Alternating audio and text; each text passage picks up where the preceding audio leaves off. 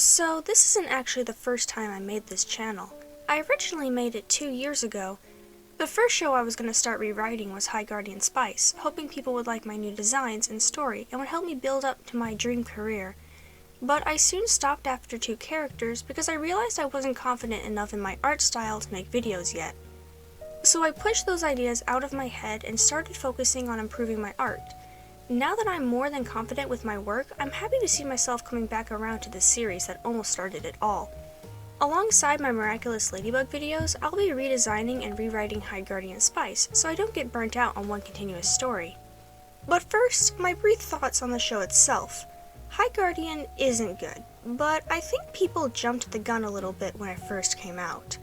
I'm taking this from memory, so it might be off, but I remember people hating on this show before it came out because it was going to be a Crunchyroll original, and people didn't like it taking up space on a platform that was supposed to be just for anime and a few other Japanese shows. But the main thing was that so many of the scenes were sent to Japanese animators to work on. Anyone who loves anime knows how overworked the industry is within animators and manga writers alike, sacrificing sleep and free time just to bring well-loved stories of Japan to life. People didn't like that Crunchyroll knew full well of the working conditions, but still sent some of their work to them on a show nobody wanted. There are so many videos of people explaining the production and inner workings of the show that can do it a lot better than me. So if you're still interested in that part, I suggest you go watch another video, after this one of course. It had a rough start before it was even available, so one would wonder how the actual show was. Many people were quick to point out the two-dimensional characters, the lackluster animation, the writers always trying to tell and not show, and just many problems with the pacing, plot holes, voice acting, narrative, and just overall plot. And to top it off, the base of the story is a very generic and overused one. 2 14-year-old girls going to a magical academy to learn how to become guardians.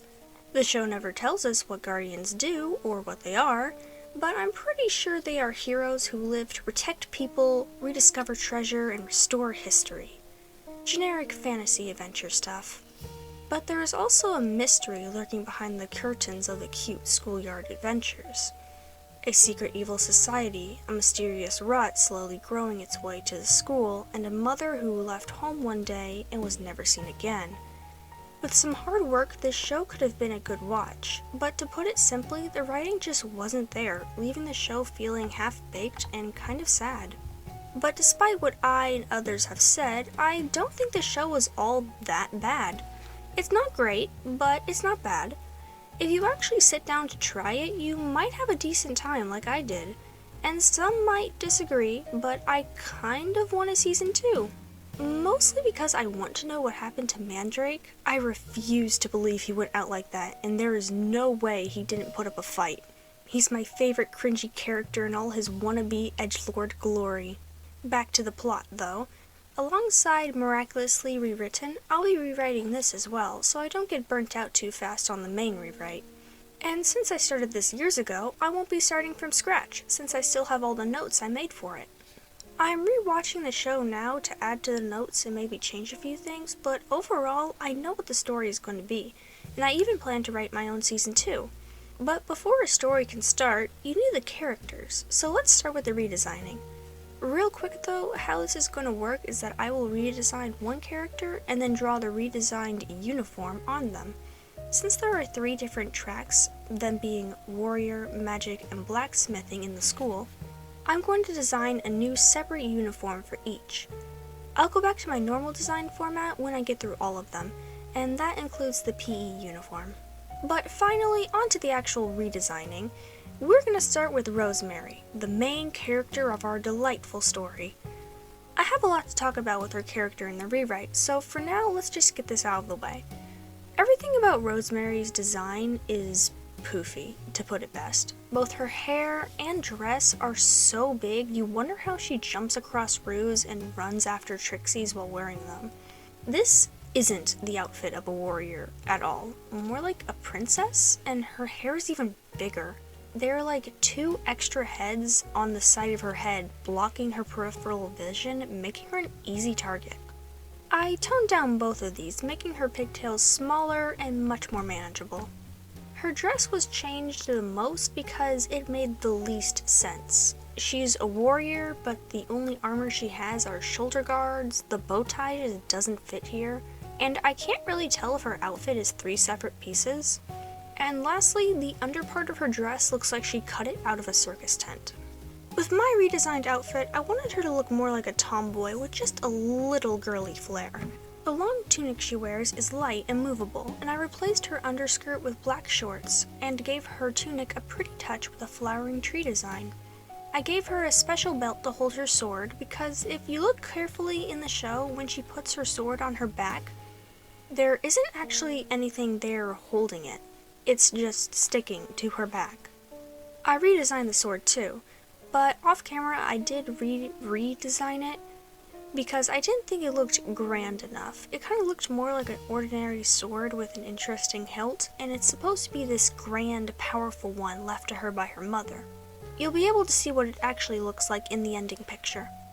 Lastly, I wanted to add her locket to the design. I know she keeps it under her shirt so it doesn't get lost or stolen like in the first episode, but I wanted to display it anyways.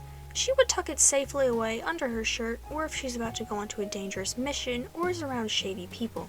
When it comes to her character, a lot of things are going to change.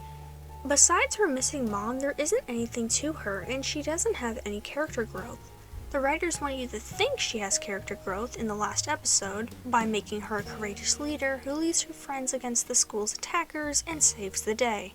But nothing leads up to this. She just suddenly became a great leader when the plot demanded it of her. With my rewrite, her backstory is going to be a tad different. Rose loved her mom, but didn't get to see her as much since she was a highly respected guardian and was always being called away to serve on missions. One dark night, when she was gone, somebody broke into their house and kidnapped Rose's baby brother, fleeing into the night. Rose's mother soon returned and started preparing to go after him just as quickly. But when she went to Rose to say goodbye, Rose got angry that she was leaving again. Her mother tried to explain that she needed to rescue her brother, but Rose said that her son would probably still be here if she was around just a little bit more. This argument left much tension between the two, but her mother still left her precious sword in Rose's care until she returned. But she never did. To the day that Rose left the town of Pebble, neither her mom or her little brother were ever seen again. Rose never wanted to be a guardian in the first place, but after her mom's disappearance, she felt like it was her responsibility to take her place and resume her family's legacy. But a sense of responsibility wasn't the only reason she applied to the academy. She had faith that her mother was still out there, waiting to see her again, and she was determined not to let the last memory of them be an argument. I'll leave it there for her character, but I do have a lot planned for her.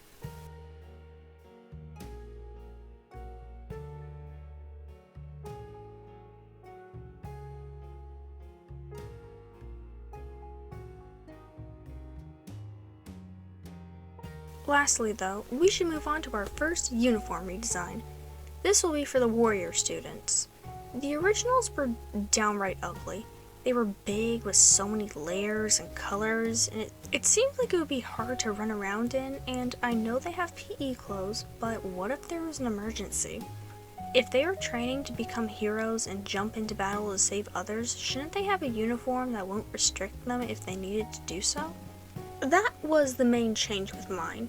Going into this, I wanted it to be something the wearer could easily jump into battle to or run to and from an emergency. I also wanted it to look like an actual Class A uniform. The drawing you're watching is pretty self-explanatory by itself. I wanted it to be classy, but not fancy, since they are soon going to be battle-worn warriors after all.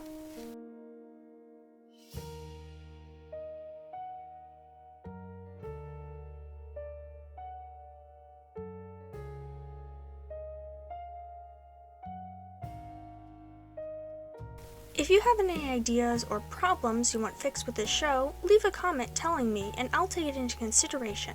But for now, I'll be leaving it here. The uniform part was pretty short, but I have a lot more to say on the next one that will be happening hopefully soon. Thank you for watching, have a good night, and God bless.